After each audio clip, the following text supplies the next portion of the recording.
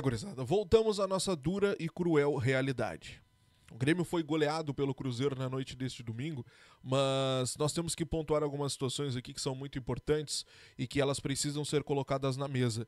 Porque assim como a gente corre muitas vezes para culpar a direção, e essa direção tem toda a culpa disso que a gente está passando, nós também precisamos começar a aumentar esse leque de responsabilidades. A derrota do Grêmio, a goleada do Grêmio para o Cruzeiro. A derrota não, a goleada do Grêmio para o Cruzeiro hoje, ela tem a assinatura do seu treinador. Ela tem a assinatura de Mano Menezes. E nós vamos esmiuçar o que aconteceu nesta partida a partir de agora. Então te inscreve, deixa o like, ativa o sininho. Quero ver se tu concorda comigo, comenta aqui embaixo por que eu acredito que o Mano Menezes é quem assina essa derrota. Primeira coisa, meus amigos, a direção do Grêmio tem total culpa disso que a gente tá vivendo no nosso tricolor. Porque a direção, ela é letárgica, a direção, ela contrata mal, a direção reclama que não tem dinheiro, mas gasta muito mal também, e já foi falado algumas vezes que o Grêmio não tem só uma carta para investir nesta janela de transferências. Isso faz com que o Grêmio passe esses perrengues. Nós não podemos normalizar e aceitar que o Grêmio tome goleadas seguidamente num Campeonato Brasileiro. Nós já fomos goleados pelo Mirassol. Vocês lembram disso? Aquela goleada que acabou culminando na saída do Quinteiros foi 4-1, com um show do Reinaldo. Diogo, mas ali os jogadores queriam derrubar o treinador. Será que era só isso mesmo? Talvez até tivesse ali um corpinho mole por conta da queda, porque queriam a queda do treinador. Mas será que era só isso mesmo? Eu não posso acreditar que o Grêmio tem um time muito pior do que o Mirassol. Mas o Grêmio tem um time muito pior do que o Cruzeiro. E isso não era difícil da gente imaginar. E eu até durante a semana, prospectando um time aqui com vocês, e com base nas informações que nós tínhamos do CT Luiz Carvalho, a gente estava tentando imaginar e colhendo essas informações, um time onde o Mano sairia com Edenilson, ou seja, um tripé de volantes.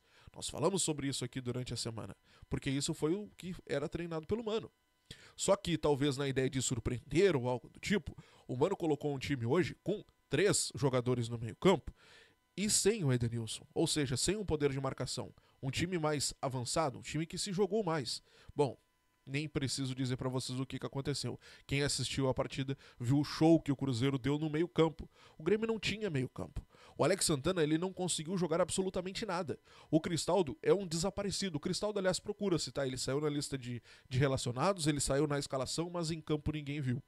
Nós também vimos lampejos do Vijaçante, coitado sozinho naquele meio campo para fazer tudo, e assim o Grêmio tinha o seu meio de campo, onde é para construir, onde serve para ganhar ou perder jogos. O Grêmio, nessa partida, escolheu perder, porque não tinha sustentação de meio campo, abriu espaços para que o Pereira e o próprio Caio Jorge jogassem, e aí o show estava feito. Né? O Grêmio perdeu para o Cruzeiro na ineficiência de alguns jogadores, mas principalmente na falta de inteligência na escalação pelo seu treinador.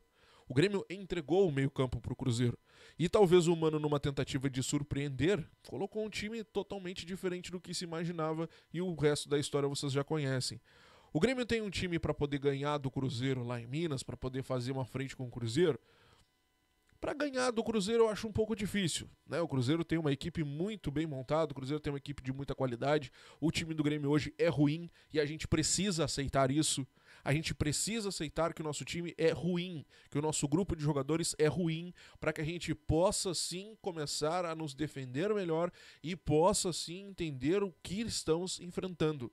Eu me enganei por muito tempo e chegou a hora de todos nós cairmos na realidade. O time do Grêmio, o grupo do Grêmio é ruim. E se a gente não cair na real, se a gente não parar com essa história de usar a nossa história, de usar o tamanho do Grêmio, de usar a história do Grêmio para poder entrar em campo, nós vamos tomar muitas goleadas e sermos ainda massacrados por outras equipes.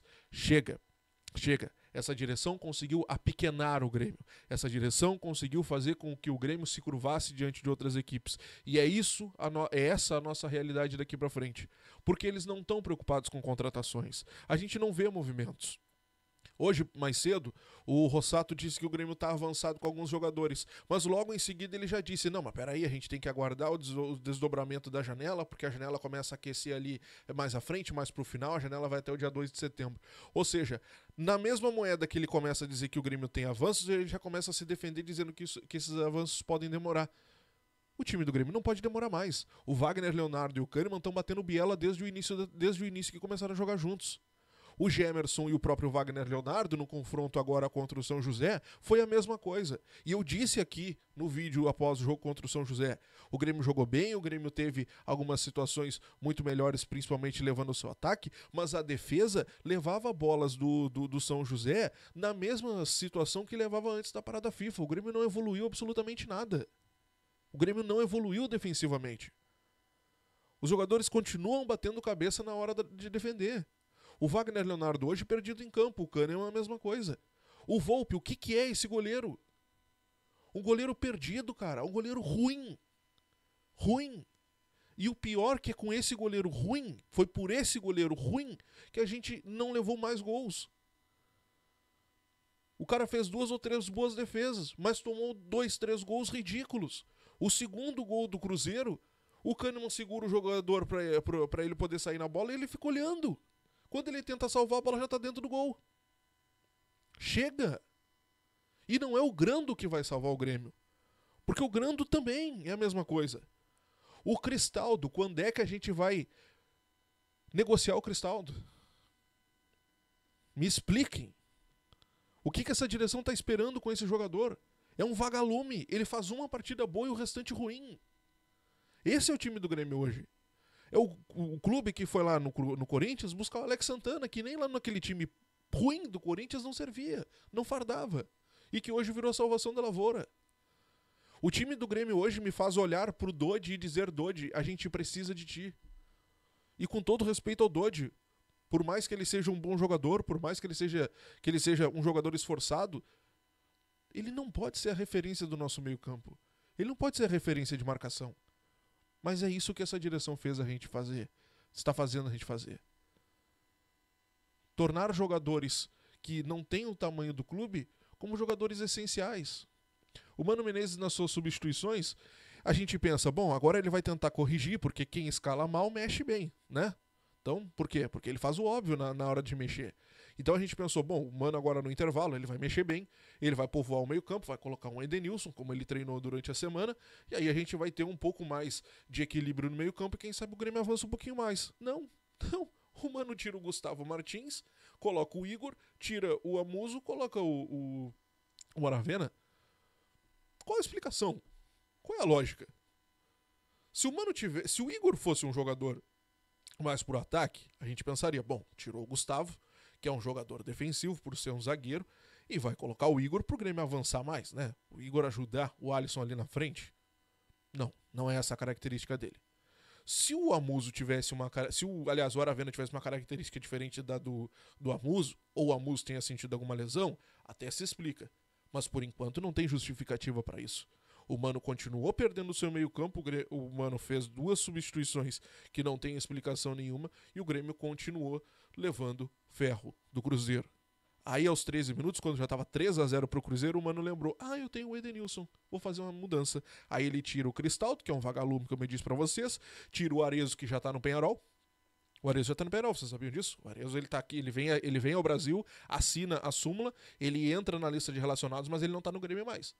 Então ele tira o Arezzo e tira o Cristaldo, um vagalume e um desaparecido, coloca o Edenilson e coloca o André. Adivinhem, com 3 minutos, 4 minutos em campo, o Edenilson já tinha colocado o Alex Santana na área, já tinha colocado o André 2 vezes e na 4ª tentativa o André faz uma jogada ali com o Edenilson e consegue marcar um gol.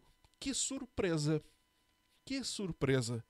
Diogo, tu tá dizendo que com essas movimentações que o Mano fez, retardadas, né, por conta do tempo, tu acredita que o Grêmio tivesse vencido o Cruzeiro? Não. Tu acredita que o Grêmio tivesse empatado? Não sei. Mas que o Grêmio não teria sido goleado, eu tenho certeza. A derrota do Grêmio passa pela incompetência do seu treinador e pela... Eu queria falar algo mais forte, mas vamos tratar como incompetência da sua direção. Essa derrota tem a assinatura de Mano Menezes também. Dessa vez a culpa vai pro Mano, porque o Mano disse que depois do período de parada para o Mundial, o Grêmio iria melhorar, sem contratações. sem a necessidade de contratações. Claro que tinha que contratar, mas sem as contratações o Grêmio já iria melhorar. O Grêmio não evoluiu absolutamente nada. Absolutamente nada. A defesa continua sendo vazada, o nosso meio-campo não existiu e o nosso ataque não conseguiu trocar 2 passes. O Grêmio não evoluiu e a culpa, desta vez, vai pro Mano Menezes. Quero saber a tua opinião, comenta aqui embaixo.